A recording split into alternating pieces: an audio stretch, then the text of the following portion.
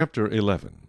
Now a certain man was sick, Lazarus of Bethany, the town of Mary and her sister Martha. It was that Mary who anointed the Lord with fragrant oil, and wiped his feet with her hair, whose brother Lazarus was sick. Therefore the sisters sent to him, saying, Lord, behold, he whom you love is sick. When Jesus heard that, he said, This sickness is not unto death, but for the glory of God, that the Son of God may be glorified through it. Now Jesus loved Martha and her sister and Lazarus. So when he heard that he was sick, he stayed 2 more days in the place where he was. Then after this he said to the disciples, Let us go to Judea again. The disciples said to him, Rabbi, lately the Jews sought to stone you, and are you going there again? Jesus answered, Are there not 12 hours in the day? If anyone walks in the day, he does not stumble, because he sees the light of this world. But if one walks in the night, he stumbles, because the light is not in him. These things he said, and after that he said to them, Our friend Lazarus sleeps, but I go that I may wake him up. Then his disciples said, Lord, if he sleeps, he will get well. However, Jesus spoke of his death, but they thought that he was speaking about taking rest in sleep. Then Jesus said to them plainly, Lazarus is dead, and I am glad for your sakes that I was not there, that you may believe. Nevertheless, let us go to him. Then Thomas, who is called the twin, said to his fellow disciples, Let us also go, that we may die with him. So when Jesus came, he found that he had already been in the tomb 4 days.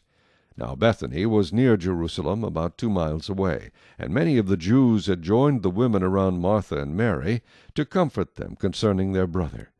Then Martha, as soon as she heard that Jesus was coming, went and met him, but Mary was sitting in the house. Now Martha said to Jesus, Lord, if you had been here, my brother would not have died.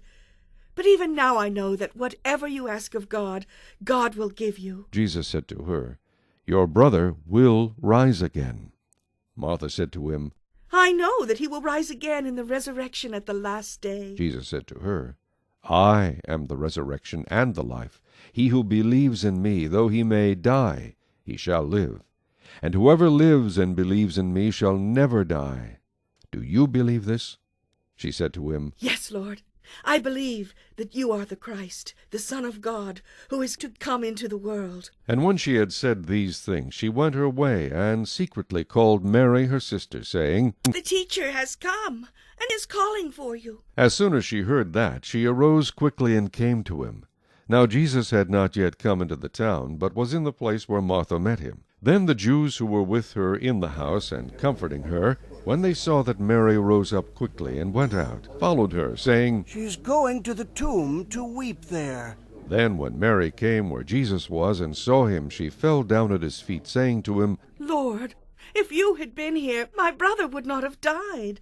Therefore when Jesus saw her weeping, and the Jews who came with her weeping, he groaned in the spirit, and was troubled. And he said, Where have you laid him? They said to him, Lord, come and see. Jesus wept.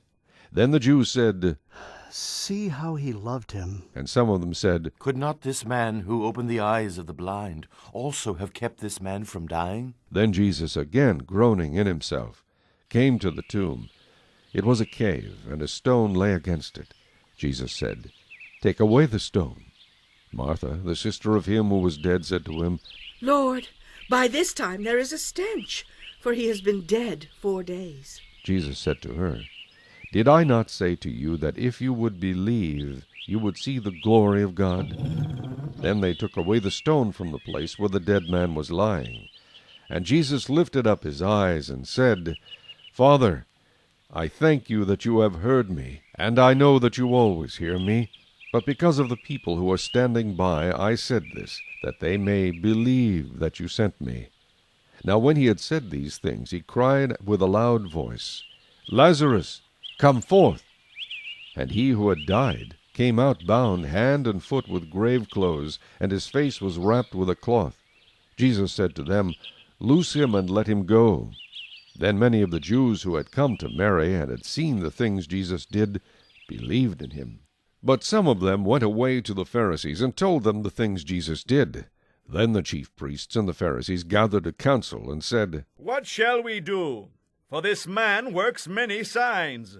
If we let him alone like this, everyone will believe in him, and the Romans will come and take away both our place and nation. And one of them, Caiaphas, being high priest that year, said to them, You know nothing at all, nor do you consider that it is expedient for us that one man should die for the people, and not that the whole nation should perish. Now this he did not say on his own authority, but being high priest that year, he prophesied that Jesus would die for the nation, and not for that nation only, but also that he would gather together in one the children of God who were scattered abroad. Then from that day on they plotted to put him to death. Therefore Jesus no longer walked openly among the Jews, but went from there into the country near the wilderness to a city called Ephraim, and there remained with his disciples. And the Passover of the Jews was near, and many went from the country up to Jerusalem before the Passover to purify themselves. Then they sought Jesus, and spoke among themselves as they stood in the temple, What do you think?